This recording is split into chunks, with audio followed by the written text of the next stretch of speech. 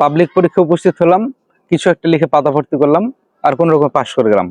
এরকম চিন্তা যারা করছো তারা এখন স্টপ হয়ে যাও, একটু সাবধান হয়ে যাও।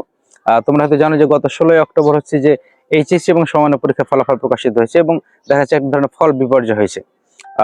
প্রায় হচ্ছে যে মাত্র 58% শিক্ষার্থী এবার পাশ করেছে, মানে 5 লাখের অধিক শিক্ষার্থী ফেল করেছে। যেখানে গত বছর হচ্ছে 1,45,911 জন শিক্ষার্থী জিপিএ 5 পেয়েছিল, এবছর পেয়েছে মাত্র 69,000। তো সবকিছু বিবেচনা করে দেখা যাচ্ছে যে আগের সেই যে মানে যে পাস করার যে করানোর যে প্রবণতাটা ছিল, সেটা কিন্তু এবার এখন নাই। সুতরাং যারা পাস করতে চাও বা ভালো করতে চাও তারা কিন্তু পড়াশোনা করে তোমাদেরকে ভালো করতে হবে। এখানে একটা জিনিস খেয়াল করে দেখলাম, সেটা হচ্ছে বেশিরভাগ স্টুডেন্ট কিন্তু ফেল করেছে ইংলিশে। তো যারা মানে স্টুডেন্ট আছে এসএসসি লেভেলের বা এইচএসসি লেভেলের, তারা ইংলিশটাকে একটু বাড়তি গুরুত্ব দাও। আর আমি আমার কলেজের কথা যদি বলি, তাহলে আমি হচ্ছে যে পাসের হারটা বেশ ভালো ছিল কম্পারেটিভলি। তো ফলাফল পর্যালোচনা করে আমি দেখলাম যে ওই স্টুডেন্টগুলো হচ্ছে যে পাস করেছে যারা রেগুলার ক্লাস করেছে।